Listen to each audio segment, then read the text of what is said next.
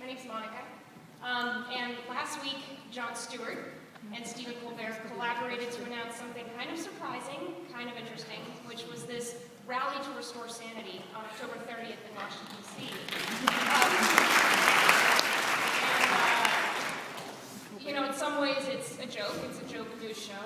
In some ways it's a satire of these rallies that Glenn Beck and other figures have held. But in some ways it's a serious critique of news that it's already being taken very seriously.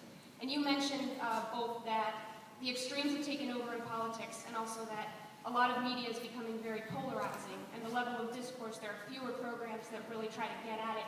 So what do you think of the event, and what do you think of the particular power of satire to bring out some of these issues, and is this a route to try to fix discourse? Well, I think those guys do a great job. I think they're a serious platform. I think they wield satire very powerfully, and they can kind of yell from the rooftop and point out what's dysfunctional about Washington, what's dysfunctional about the news media, and I think they have an incredibly important role. And I think some of what Jon Stewart talks about is really well taken in terms of our responsibility.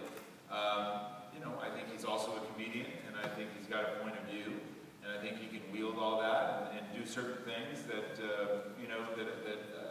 that we can't do on different platforms, that our audience expects something else. But I think what they do is serious. I mean, it's not a joke. It is.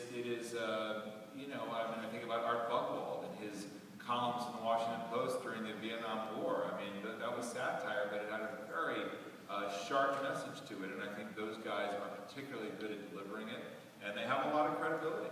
So, I think they're an important part of it. And look, they are a part of the media polarization, right? I mean, they represent it as well, but there are also people who are saying, come on, this doesn't make any sense here. But I think that you can watch The Daily Show and watch Meet the Press, and I think there's a constructive role for both of them. And I don't think that one has to loom larger over the other. I don't think you can watch The Daily Show and then you're going to forget everything else about the quote-unquote mainstream media. There's some stuff that Jon Stewart, I think, does incredibly well. There's some interviews that he does, I think, are off base. But, he asks tough questions. He does a great job. I admire him greatly. One of the things I think he does really well is to hold politicians accountable by having his archivist go back and find what you said last year, and what you said the year before, and what you said the year before. And that's a great technique. And of course, with Colbert, who could object to truthiness? Yeah.